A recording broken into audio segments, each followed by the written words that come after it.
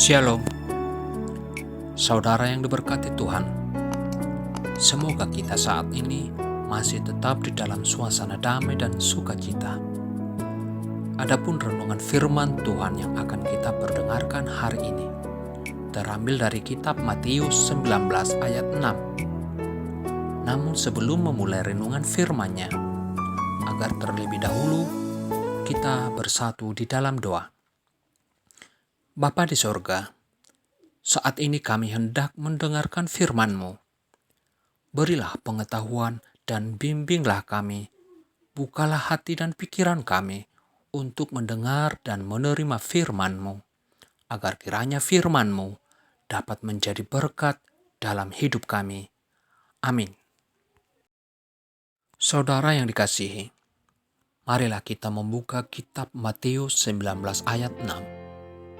Dan kita boleh sama-sama membacanya. Demikianlah mereka bukan lagi dua, melainkan satu. Karena itu, apa yang telah dipersatukan Allah tidak boleh diceraikan manusia. Saudara yang dikasihi oleh Yesus Kristus, pada zaman sekarang ini, mungkin ada banyak pasangan suami istri yang sudah lupa tujuan dan makna mendalam dari janji suci pernikahan. Apakah saudara masih ingat kala ketika janji pernikahan yang saudara ucapkan atau ikrarkan di hadapan pendeta dan hadirin? Sayangnya, banyak pasangan yang justru tidak terlalu serius untuk memahami makna dan tujuan pernikahan Kristen yang dibangun di atas fondasi Kristus. Jika seseorang tidak memiliki visi dalam pernikahan yang dijalaninya, maka sesungguhnya orang tersebut sedang melakukan tindakan yang salah dan merugikan diri sendiri. Cepat atau lambat, pernikahan yang dibangun bersama dengan pasangannya akan layu dan mati. Ada banyak kalangan muda dan suami istri yang telah menikah tidak paham mengenai apa tujuan pernikahan Kristen sesuai dengan Alkitab. Tak sedikit mereka yang tidak mengetahui tujuan-tujuan yang disakralkan tersebut. Akibatnya, jalan perceraian adalah satu-satunya solusi yang dipikirkan. Ada beberapa faktor yang biasanya dikemukakan sebagai alasan terjadinya perceraian dalam kehidupan pernikahan. Faktor pertama, motivasi yang keliru dalam menikah. Kedua, komunikasi keluarga yang tidak berjalan dengan mulus dan tidak saling membangun satu sama lainnya. Ketiga, kesulitan keuangan dan ekonomi. Keempat, intervensi pihak ketiga dalam keluarga, misalnya orang tua, mertua, dan saudara. Kelima, ketidaksetiaan pada pasangan. Dan yang terakhir, tidak dewasa dalam mengelola konflik. Menurut Alkitab, hanya ada dua alasan terjadinya perceraian, yaitu karena salah satu dari suami atau istri terbukti berzina dan perceraian oleh kematian. Sesungguhnya, Allah sangatlah membenci perceraian. Untuk menghindari hal tersebut, sebelum menikah atau yang sudah menikah, seharusnya para pasangan ini merenung dan menghayati sebenarnya apa tujuan hidup dan makna pernikahan tersebut. Pernikahan yang baik adalah pernikahan yang terbentuk atas komitmen total dari dua orang di hadapan Tuhan dan sesama. Karena pernikahan yang baik harus melibatkan Tuhan secara proaktif di setiap pengambilan keputusan. Sebab pernikahan merupakan sebuah rencana yang kudus dan istimewa. Oleh sebab itu, pernikahan yang dijalani haruslah dijaga dan dipertahankan di dalam Kristus yang telah mengkuduskan dan mempersatukan. Lalu, sebenarnya apa makna pernikahan Kristen itu? Saudara yang dikasihi oleh Tuhan Yesus Kristus, makna pernikahan Kristen itu antara lain: 1.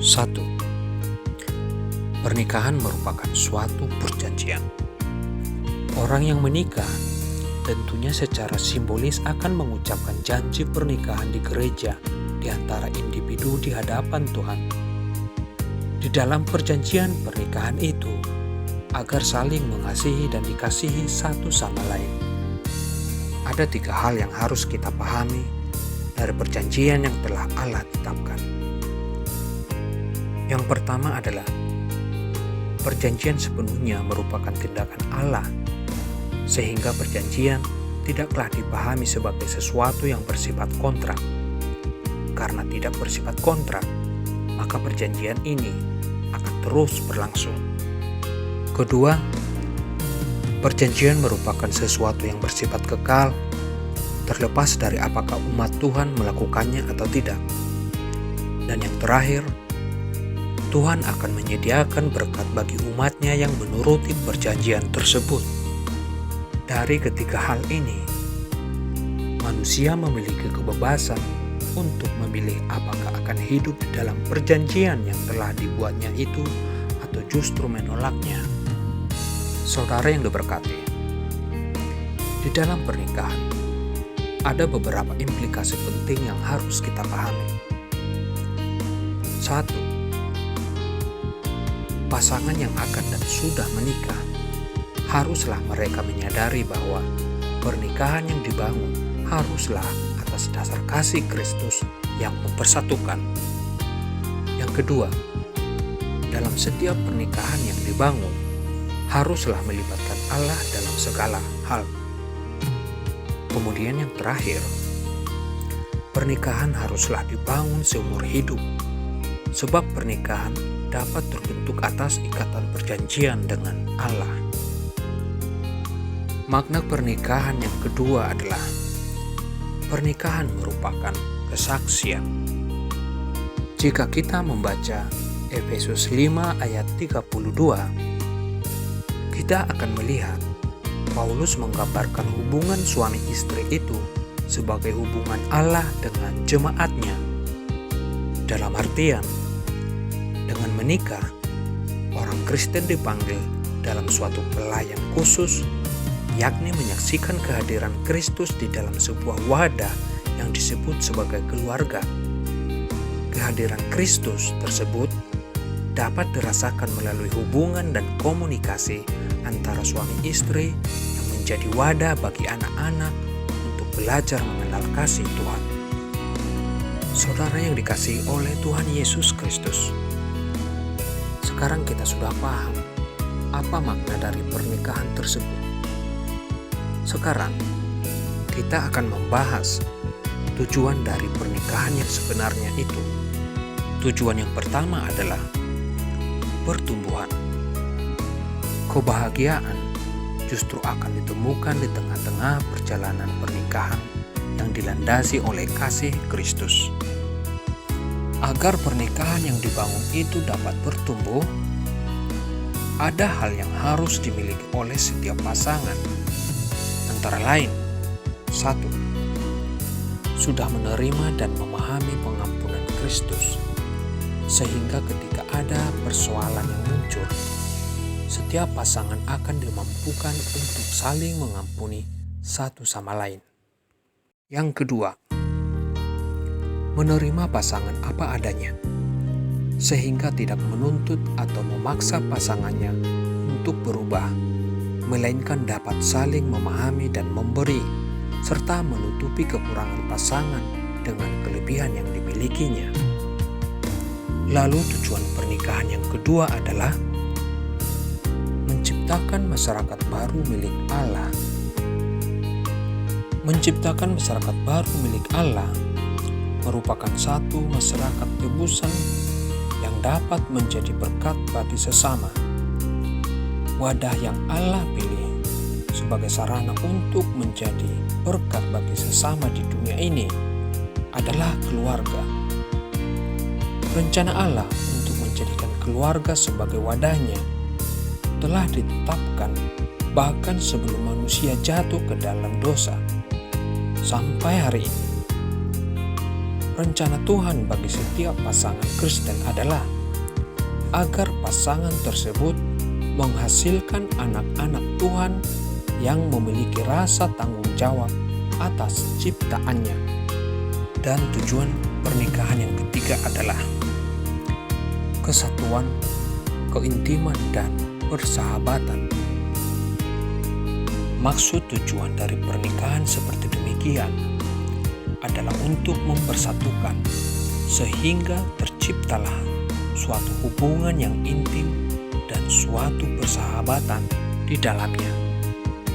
Oleh sebab itu, Allah menghendaki setiap pasangan suami istri untuk selalu mengasihi dan menghormati satu sama lain, serta selalu menemani dalam setiap keadaan, baik suka maupun duka.